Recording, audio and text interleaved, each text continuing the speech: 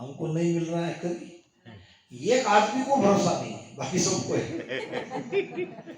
ये नहीं मान रहा, ये करता है कि मुझे करना पड़ेगा, मुझे कमाना पड़ेगा। तो उनके लिए दिया है अनड़ पक्षी का प्रमाण। अब अनड़ पक्षी का प्रमाण क्यों दिया है ये भी सुन लो।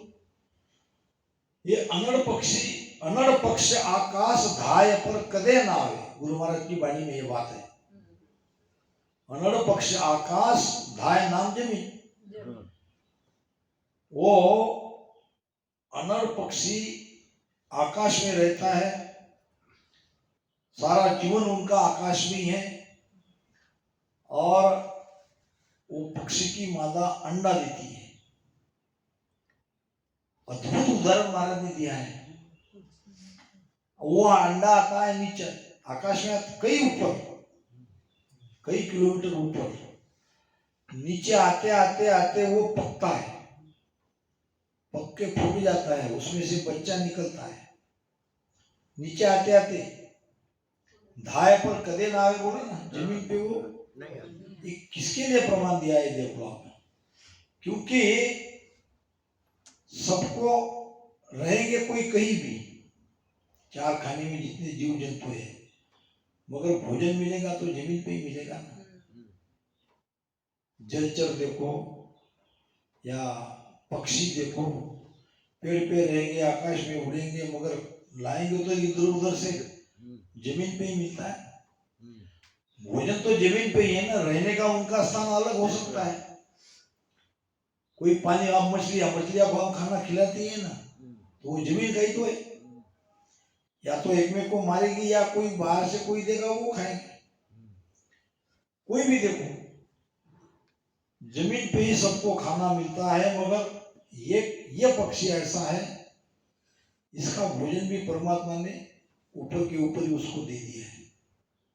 अब वो अंडा नीचे आते आते पक के फूट जाता है, उसमें से बच्चा बाहर निकलता है और बड़े बड़े हाथी को पकड़ के ले जाता है, आकाश में खा लेता है।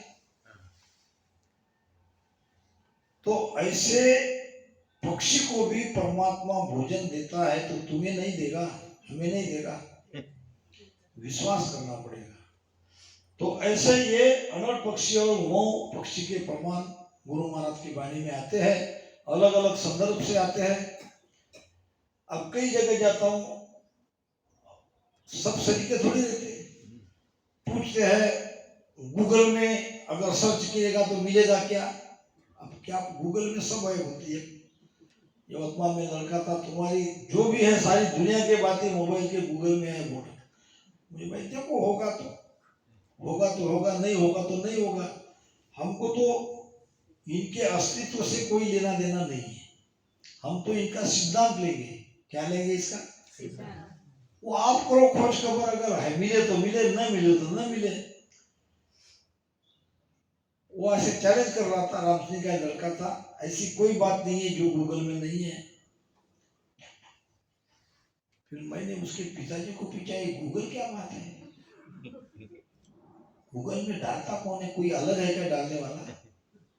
नहीं, इंसान ही डालता है। फिर इंसान डालता है तो इंसान को पता होगा तो डालेगा नहीं है, उसको पता ही नहीं तो डालेगा क्या? डालेगा नहीं तो मिलेगा कैसे? ये जो ज्ञान है ये हमारे समझ के परे है, हमारे अर्थ के परे है। अर्था परे समझ से आगे गम सेन सु बारा। ये बहुत अद्भुत ज्ञान है। समझना ये बुद्धि का विषय है और ये बुद्धि के परे की बात है। तो फिर उनका पिताजी का साथ मिल गया। मैंने कहा बेटा कोई डालेगा तो उसमें मिलेगा, किसी ने डाला होगा तो ठीक है। फिर वो भी मान गया, बात तो सही है, मिले। तो ऐसे छोटे छोटे विषय पे ये विषय बहसबाजी के नहीं है, ये समझने का विषय है। कहीं कहीं होता है, सब जगह ऐसा नहीं होता। खासकर जवान लड़के नया कूल रहता है तो थोड़ा तो ये होता ही है।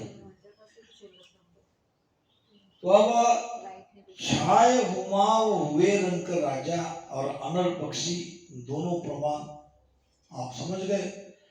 अब सत्ता को समझ गए वो विमान को समझेंगे, क्योंकि ये समझे बिना दादू साहब के ये वचन नहीं समझोगे।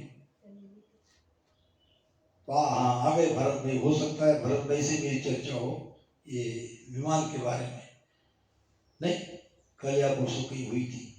उण विमान हेट जो आवे, पाचू ज्ञान गेव का पावे। महाराज ने सबको पकड़ा है, किसी को नहीं छोड़ा है, न भक्तों को छोड़ा, न वक्ता को छोड़ा, न गुरु को छोड़ा, न सदगुरु को छोड़ा, सबको पकड़ के रखा है।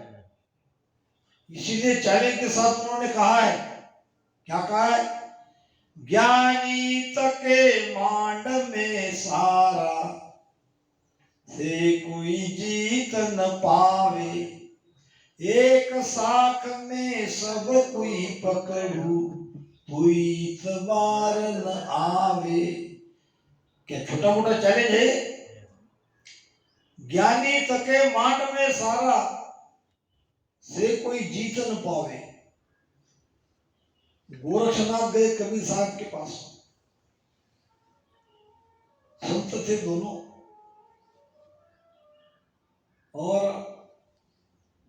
जब मिलते हैं तो अपना अपना ज्ञान, अपना अपना पराक्रम दिखाती है। कभी कभी दिखाते हैं, कभी कभी दिखाती नहीं, दोनों प्रमाण कहूंगा। अब उधर से भेज रहा है कोई, आ ही जाते हैं तो कहने भी क्या है, मुझे वहां से वहीं दे देना है, मेरा तो है नहीं कुछ। तो गोरक्षनाथ बड़े योगी थे, और जब कबीर साहब मिले, बाकी सारी औपचारिकता पूरी हो गई, तो गोरक्षनाथ ने अपने योग बल से इतना ऊंचा आसन कर लिया और ऊपर बैठ गए। कबीर साहब बैठे नीचे।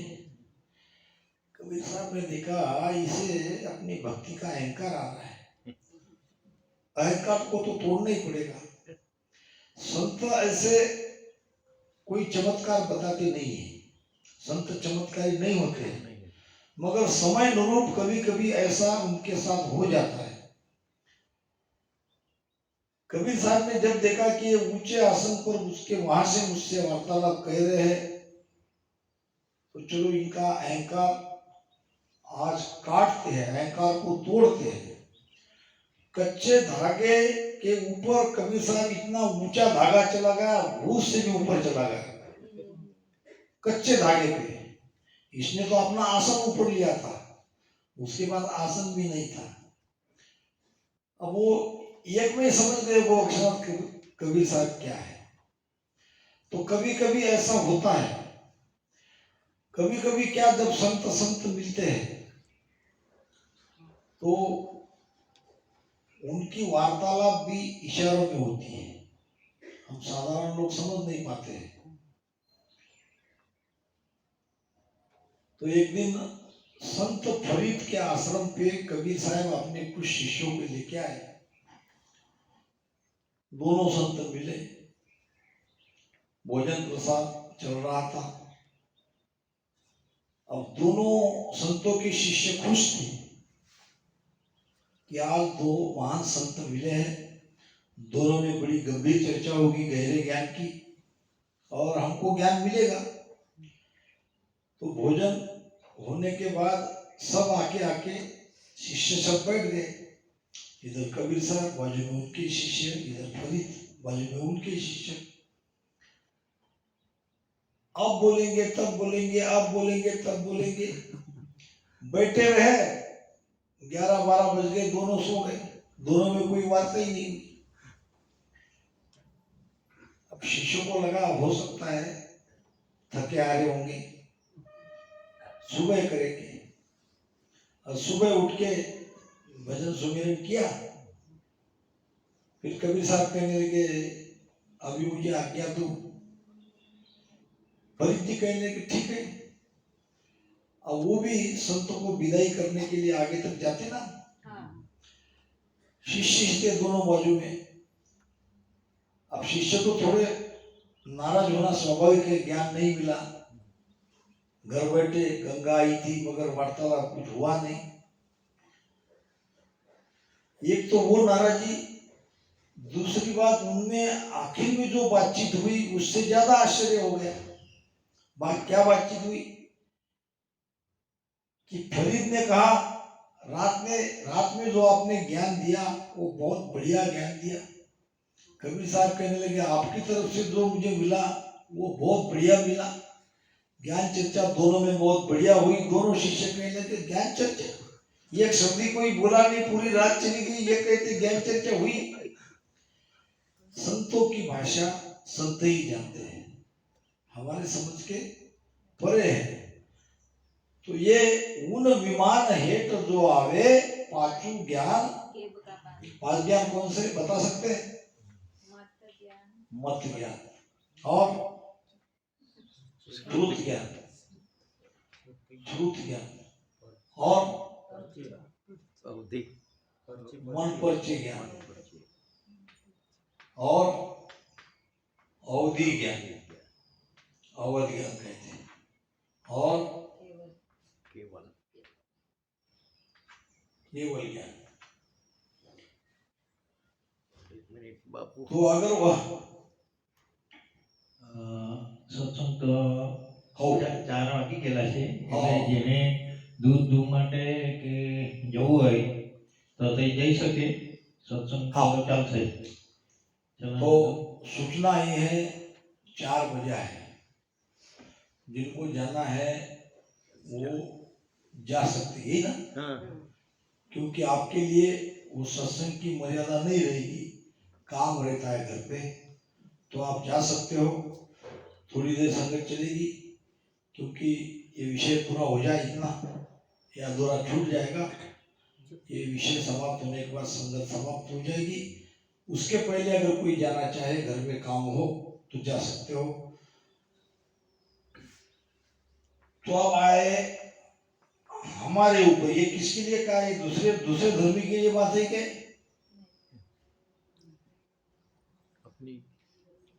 विमान हमारी वाणी में है ना, तो ये हमारे लिए हुआ ना।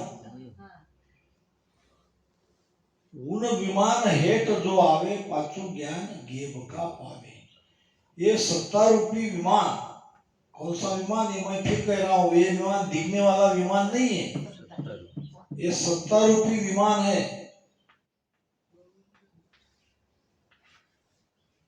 अब ये विमान के नीचे आ गया, कोई सत्ता के नीचे आ गया, तो उसके अंदर ये 5 ज्ञान गेबव प्रकट थे। गेबव यानी क्या? गुप्त। न चाहते हुए भी उसके लिए उन्होंने भजन सुमिरन नहीं किया, मगर ये आ ही जाता है।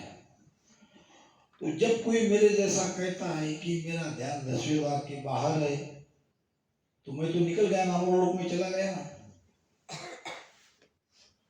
तो मुझे ये बातों का मिलान करना चाहिए, क्योंकि गुरु महाराज अगर कहते कि ऐसा कोई अपवादात्मक किसी के साथ होगा तो हम नहीं सोचते। ये सबके लिए कहा है, जिनके अंदर सत्ता रूपी विमान में जो बैठ गए हैं उसके अंदर 5 ज्ञान आने ही चाहिए। मत ज्ञान, अवध ज्ञान, श्रुत ज्ञान, मन परिचय ज्ञान, केवल ज्ञान। अब ये जो दादू साहब थे ये केवल ज्ञानी थे, सत्ता उनके अंदर भी थी। एक हल्का सा प्रमाण दे रहा हूं, अब थोड़ा सा मत ज्ञान को समझ लीजिए। मत ज्ञान क्या है? कहां गए? हाँ, मत ज्ञान क्या है इसको समझेंगे आप।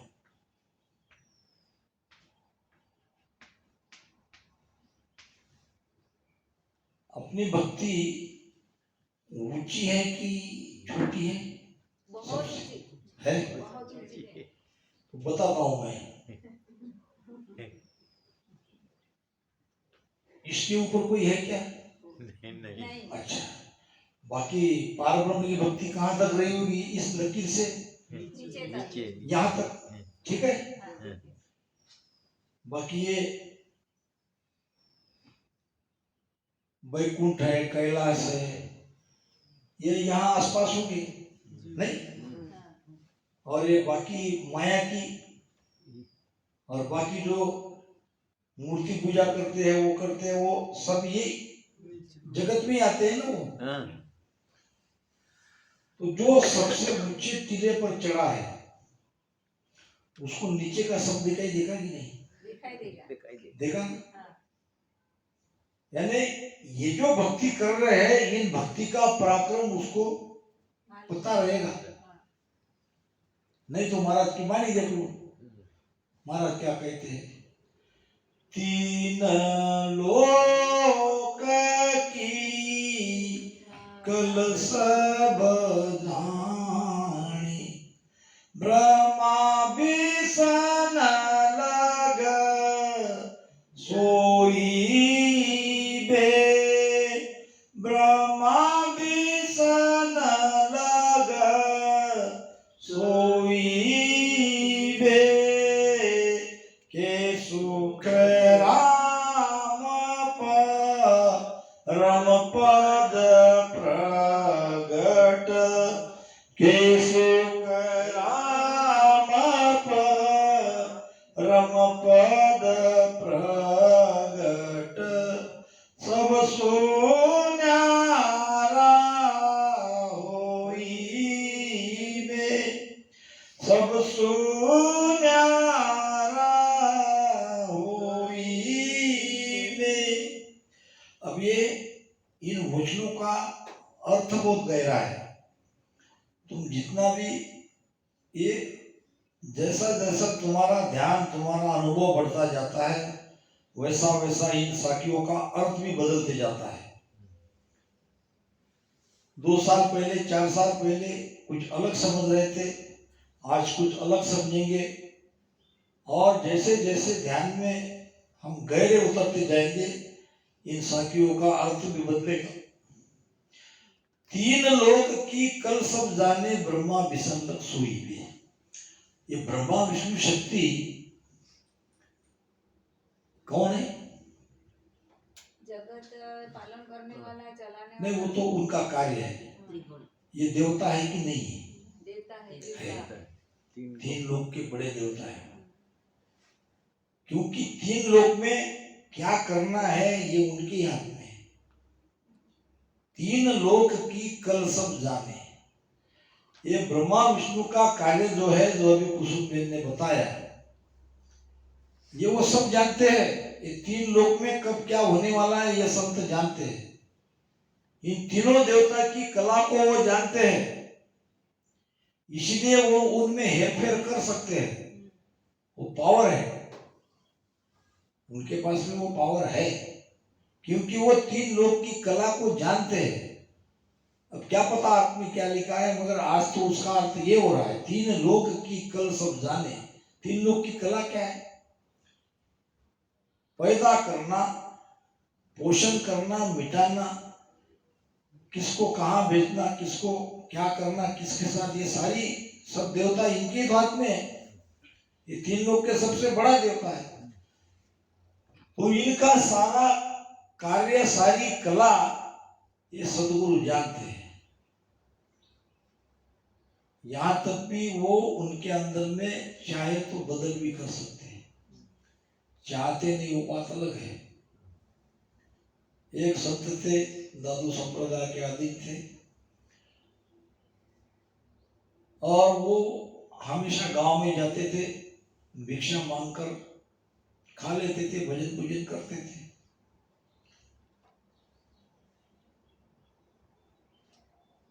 अब कभी कभी भूखा आना पड़ता, भिक्षा समय पर थोड़ी मिलती है, तो कच्चा सूत लेते थे। वो कच्चा सूत समझते हो क्या? धागा।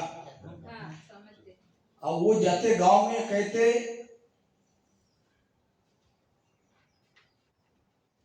कि 2 मई सूत और ले लो पूत। क्या कहते? 2 मई सूत ले लो पूत, यानी तुम्हारे पास अगर कच्चा सूत है तो दे दो मुझे, हमारे काम में आते हैं, और बदले में क्या लो? पूत। बेटा। अब एक माता जी बाहर आई, बाबा आपको जितना चाहिए उतना हम कच्चा सूद दे देते हैं, मगर ये मेरी बहू है, इसको अब तक संतान का सुख नहीं मिला है, तो कितना चाहिए वो ले लो। तो जितना है आपके पास लाके दे दो। अब इतना इतना सूद लाके दे दिया और कह दिया जाओ तुमको बेटा होगा। बेटा होगा तो उधर 3 लोग में देवता में खलबल मच गई। आकाशवाणी हुई, तुमको किसने कहा है काम करने को? तुम क्यों दूसरे इसमें टांग अड़ाते हो? टांगे अड़ाना हो गया। अरे भाई उनके प्रारब्ध देख के हम सब करते, अगर बेटा रहता उनके भाग्य में हम नहीं देते। उसके भाग्य में बेटा नहीं, और उसको बोला है दे माई सूतन लो पुत। अब कहां से देंगे? अब तुम ही जाओ उसका बेटा बनकर। उसने कहा क्या करूं, जैसा आप कहेंगे भैया, मैंने तो बोल दिया तो अब वो देखो आप क्या करो, बाकी मुझे आगे का कुछ मालूम नहीं।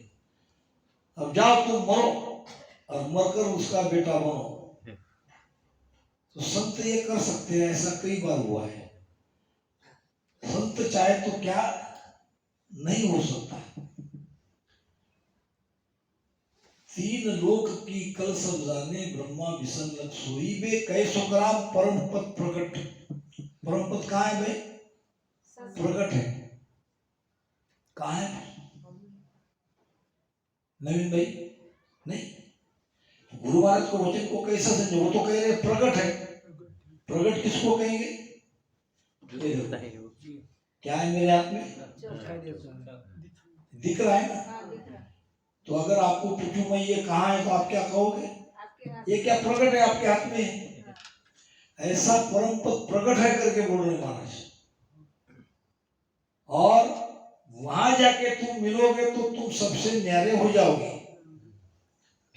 परम पद जो है वो तुम्हारे सामने है, वो प्रकट है, और उनको जाके मिल गए तो तुम सबसे न्यारे हो गए। प्रश्न है कि परम पद है कहाँ?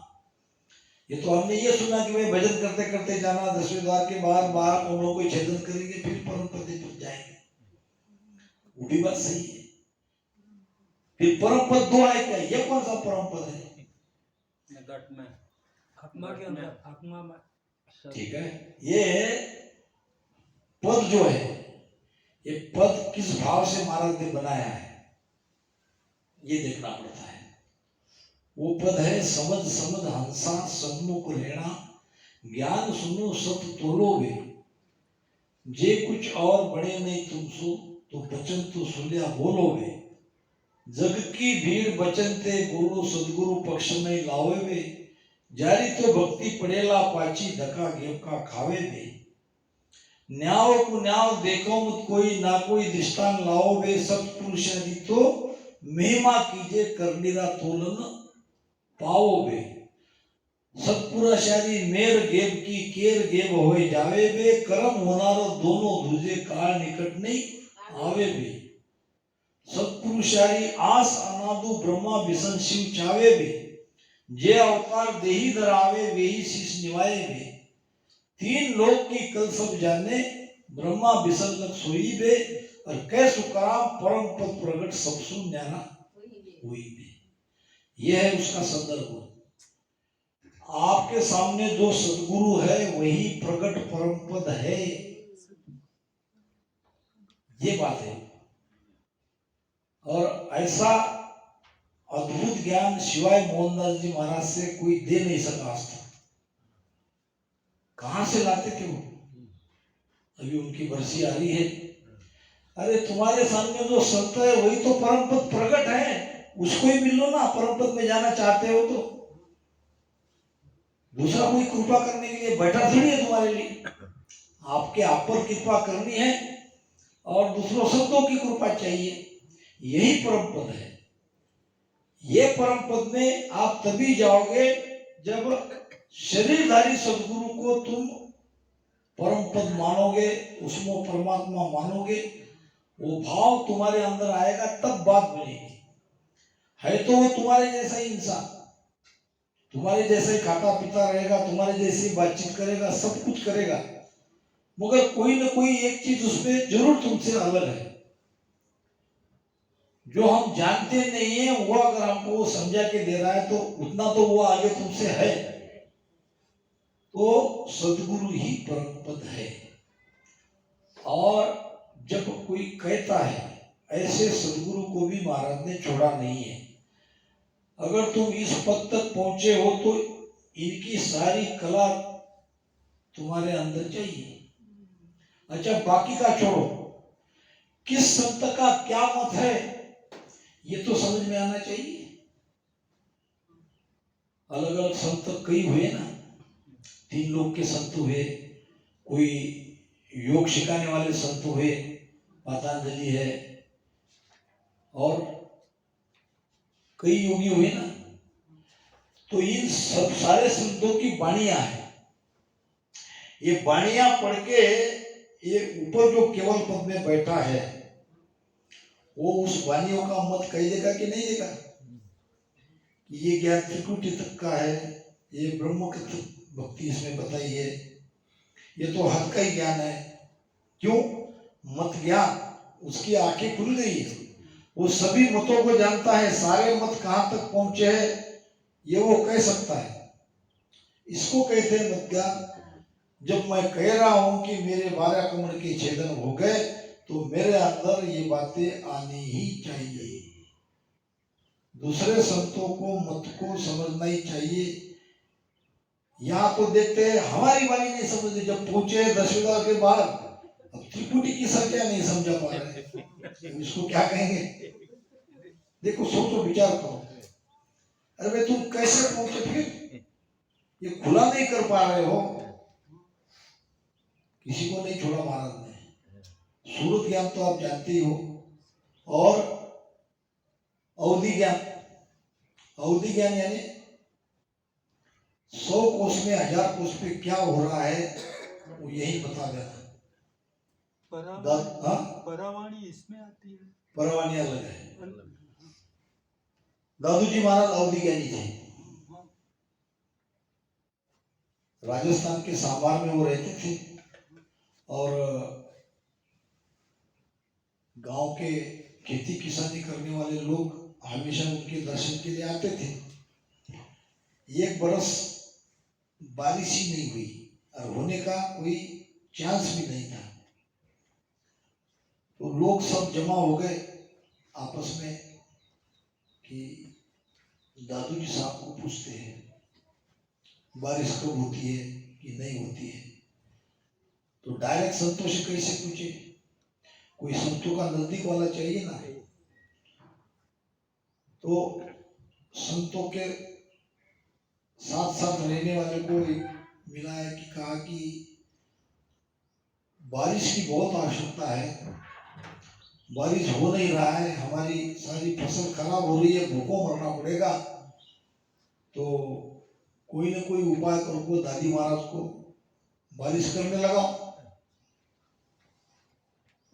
अब क्या दादू जी महाराज ने इतनी बड़ी भक्ति जो करी, क्या ये पानी बरसाने के लिए करी क्या? लोगों को तो चाहिए चाहिए, सभी चाहिए। आज पानी बरसा दिया, कल दूसरा कोई मांगे, कल तीसरा आएगा वो अपना मांगेगा। यहाँ तो सब चाहिए चाहिए है ना। उसने कहा ये काम दादू जी साहब नहीं करते। हाँ, उनके अंदर सामर्थ्य है, मगर ये काम वो नहीं करते। वो तो परम ध्यानी संत है। फिर क्या करें? अब कुछ समझदार लोग होंगे, कोई ना कोई उपाय करो, हम नहीं मांगेंगे, नहीं जाएंगे, मगर बारिश होनी चाहिए, इतना तो करो। तो उसने कहा कि देखो एक बात है। किसने कहा? दादू महाराज के जो साथ में रहते थे। कल सुबह 4 बजे तुम अपने अपने बैलगाड़ी के लेके यहाँ से गुजरना। ध्यान रहे, सबको एक साथ ही आना है, आगे पीछे नहीं। 100, 50, 200 जितनी बैलगाड़ियां हैं सबके सब यहाँ से जानी चाहिए। बैलों में वो घंटे भी चाहिए गले में रहते ना। अच्छा, फिर इससे क्या होगा, वो होगा ये पता नहीं, मैं जैसा कहता हूँ वैसे करो। 4 बज गए, दादू जी महाराज ध्यान में बैठे और आज इधर हमारा गाड़ी बैल का आवाज आ रही है। क्या आ रही है? एक कोरस हो रहा है, 100-200 गाड़ियां एक साथ जा रही है, लोगों की आवाज, बैलों की घंटे की आवाज, गाड़ी की आवाज आती कि नहीं। अब दादू साहब के भजन में थोड़ा व्यत्यय तो आ ही रहा था, मगर वो तो अंतर्ज्ञानी थे। उसी शिष्य को बुलाया, अरे भाई ये आज क्या बात है, आवाज कैसी कैसी आ रही है। उसने कहा गुरुदेव ये गांव वाले सब लोग हैं। क्या हुआ इनको? नहीं नहीं ये सब गांव के छोड़ के जा रहे हैं। अच्छा, सबके सब गांव को छोड़ के जाना चाहते हैं, उधर कहीं जाना चाहते हैं, क्योंकि 2-3 महीने हो गए यहाँ बारिश नहीं हो रही है, क्या करें बेचारे। दादू महाराज ने कहा कि जाओ भाई उनको कहो जाने की जरूरत नहीं। अब ये तो वही चाहता था कि महाराज ऐसे कुछ वचन निकले उनके मुख से, कहा कि जाओ सक्सेस हो गया। गुरु महाराज ने रोकने के लिए कहा तुम सबको अपने अपने घर जाओ, खुशी मनाओ। सब जाने लगे, घर पहुंचते न पहुंचते बारिश होने लगी। सत्तू के अंदर पराक्रम रहता है, न चाहते हुए भी कभी कभी ऐसा करना पड़ता है, लोग मजबूर कर देते हैं। मांगा क्या किसी ने, मगर वो समझ गए अगर यहाँ बारिश नहीं होगी तो ये लोग चले जाएंगे, ये लोग चले जाएंगे तो जीव को बाहर कैसे निकालूंगा, करना पड़ा। और बारिश हो गई, लोग रुक गए। तो ये है अवधि ज्ञान और मन परिचय ज्ञान। तुम्हारे मन में क्या है, किस भाव से तुम आके बैठे हो, ये जान लेना, ये भी ज्ञान अपने आप हो जाता है। तो ऐसे ही दादू साहब ने 100 वर्ष के बाद क्या होने वाला है इसकी भविष्यवाणी पहले ही कर दी। अगम वचन दादू कहे। अगम यानी तुम्हें हमें उसकी जानकारी नहीं है, हमारे समझ के परे। क्या कहा? 100 वर्षा एक संत, मेरे बाद 100 साल के बाद एक संत आएगा। कहाँ आएगा? रेण नगर में प्रगटे तारे जीव अनंत। रेण है राजस्थान में। अब किस संत के बारे में वो भविष्यवाणी कर रहे थे? दरियाव जी महाराज के बारे में। 100 साल पहले दादू साहब कह के चले गए कि आज से 100 साल बाद रेण नगर में अनंत जीवों को उतारने वाला एक संत प्रगटेगा। नाम दिया नहीं, मगर 100 साल बाद वही हुआ। तो कहने का मतलब ये भक्ति का पराक्रम है। तो हमारा विषय तो था ये राम रट रट रामी रिझाविया, राम रट आत्मा खोज लीनी। अब तो नहीं हो सकता।